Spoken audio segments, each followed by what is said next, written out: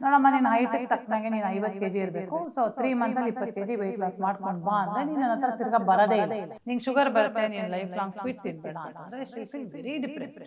ಇದೇ ಡಯಟ್ ತೊಗೊಂಡ್ರೆ, ಇದನ್ನೇ ತೊಗೊಂಡ್ರೆ PCOS ಕಂಟ್ರೋಲ್ ಆಗುತ್ತೆ ಅನ್ನೋದು ಸುಳ್ಳು.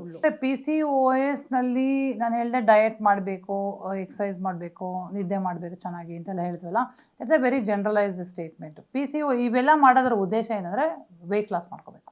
ಸೊ ಈಗ ನೀವು 5 to 10% weight loss, suppose you are 70 kgs ಅಂತ ಇಟ್ಕೊಳ್ಳಿ. ನೀವು ನಮ್ಮ ಹತ್ರ ಬರ್ತೀರಾ PCOS ಇದೆ, ಇಂತಿಂಥ ಪ್ರಾಬ್ಲಮ್ ಇದೆ ಅಂತ. ನೋಡಮ್ಮ ನೀನು ಹೈಟಿಗೆ ತಕ್ಕನಾಗೆ ನೀನು 50 kg ಇರಬೇಕು. ಸೊ 3 ಮಂತ್ಸಲ್ಲಿ 20 kg ವೆಯ್ಟ್ ಲಾಸ್ ಮಾಡ್ಕೊಂಡು ಬಾ ಅಂದರೆ ನೀನು ನನ್ನ ಹತ್ರ ತಿರ್ಗಾ ಬರೋದೇ ಇಲ್ಲ. ಯಾಕೆಂದರೆ 3 ಮಂತ್ಸಲ್ಲಿ 20 kg ಹೋಗು 20 kg ವೆಯ್ಟ್ ಲಾಸ್ ಮಾಡ್ಕೊಂಬ ಅನ್ನೋದು ಭಾಳ ಕಷ್ಟ ಆಗುತ್ತೆ. ಸೊ ಹಾಗಾಗಿ ನಾವು ಅವ್ರಿಗೆ ರೀಚಬಲ್ ಗೋಲ್ಸ್ ಕೊಡ್ತೀವಿ.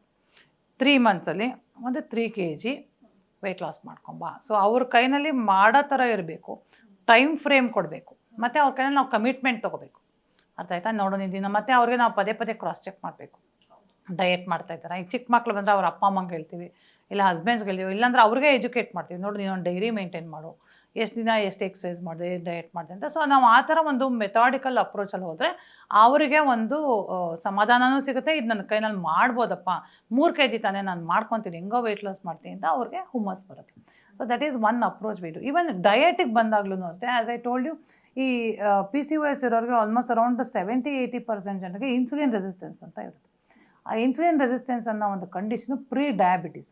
ನಾವು ಅದನ್ನು ಅಂದರೆ ಮುಖ ಎಲ್ಲ ಕತ್ತೆಲ್ಲ ಕಪ್ಪಾಗೋದು, ಅಂಡರ್ ಆರ್ಮ್ಸ್ ಕಪ್ಪಾಗೋದು, ಹೊಟ್ಟೆ ದಪ್ಪ ಆಗೋದು.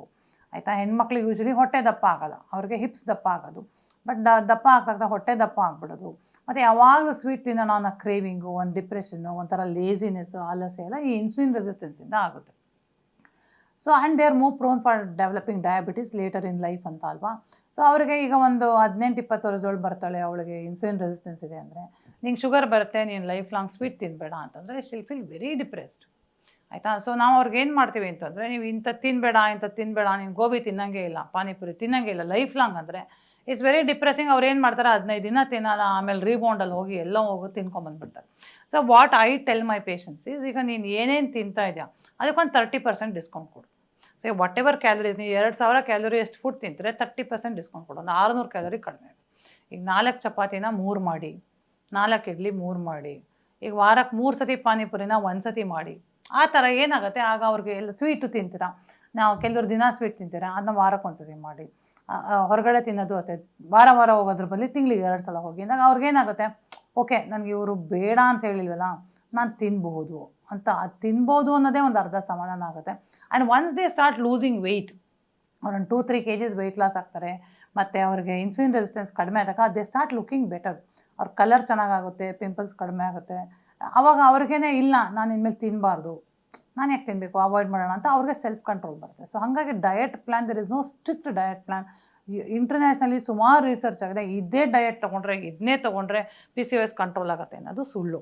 ಅದಿನ್ನೂ ಪ್ರೂವ್ ಆಗಿಲ್ಲ. ಈ ಕೆಲವರಂತಾರೆ ಇದೇನೋ ಕುಂಬಳಕಾಯಿ ಬೀಜ ತಿಂದ್ರೇ ದಿನ ತಿನ್ನೋಕೆ ಲೈಫ್ ಲಾಂಗ್ ತಿನ್ನೋಕ್ಕಾಗುತ್ತಾ? ಆಗಲ್ಲ. So we have to be very practical. ಇವಾಗ ರೈಸ್ ಈಟರ್ಸ್, ನಾವು ಸೌತ್ ಇಂಡಿಯನಲ್ಲಿ ರೈಸ್ ಈಟರ್ಸ್ ಇರ್ತೀವಿ. ನೀವು ಅನ್ನ ಬಿಟ್ಬಿಡಿ, 20 ವರ್ಷದೊಳಗೆ ನೀನು ಅನ್ನ ಬಿಟ್ಬಿಡು, ಬರೇ ಚಪಾತಿ ತಿನ್ನು ಅಂದ್ರೆ ಅವಳು ಹೆಂಗಿರ್ತಾಳೆ? It's very difficult. ಸೊ ಹಾಗಾಗಿ ಅವ್ರಿಗೆ ಏನು ರೆಗ್ಯುಲರ್ ಆಗಿ ಅವ್ರ ಕಲ್ಚರಲ್ ಪ್ರಾಕ್ಟೀಸಸ್ ಏನಿದೆ, ಅವ್ರ ಮನೆಯಲ್ಲಿ ಏನು ಅಡುಗೆ ಮಾಡ್ತಾರೆ ಅದನ್ನು ನಾವು ಅದ್ರ ಮೇಲೇ ನಾವು ಡಯಟ್ ಕೊಡ್ತೀವಿ. ಸೊ ಈಗ ನಾನು ಹೇಳ್ದಂಗೆ 30% ಕಡಿಮೆ ಮಾಡು ಅಂದಾಗ ಡೆಫಿನೆಟ್ಲಿ ಅವಳಿಗೆ ಹಸಿವು ಆಗೇ ಆಗುತ್ತೆ. ಅಂಥ ಟೈಮಲ್ಲಿ ಅನ್ಲಿಮಿಟೆಡ್ ಆಗಿ ಅವಳು ಸೌತೆಕಾಯಿ ಅಂತೆ, ಟೊಮ್ಯಾಟೊ ಅಂತೆ, ಕ್ಯಾರೆಟ್ ಅಂತೆ, ಮೂಲಂಗಿ, ಮಜ್ಜಿಗೆ, ಎಳ್ನೀರು, ಮತ್ತು ಮೊಳಕೆ ಕಟ್ಟಿದ ಕಾಳುಗಳು, ಅವೆಲ್ಲ ಏನಾಗುತ್ತೆ, ತುಂಬ ಫೈಬರ್ ಕಂಟೆಂಟ್ ಇರುತ್ತೆ, ಹೊಟ್ಟೆ ತುಂಬಿರೋ ಒಂದು ಭಾವನೆ ಕೊಡುತ್ತೆ.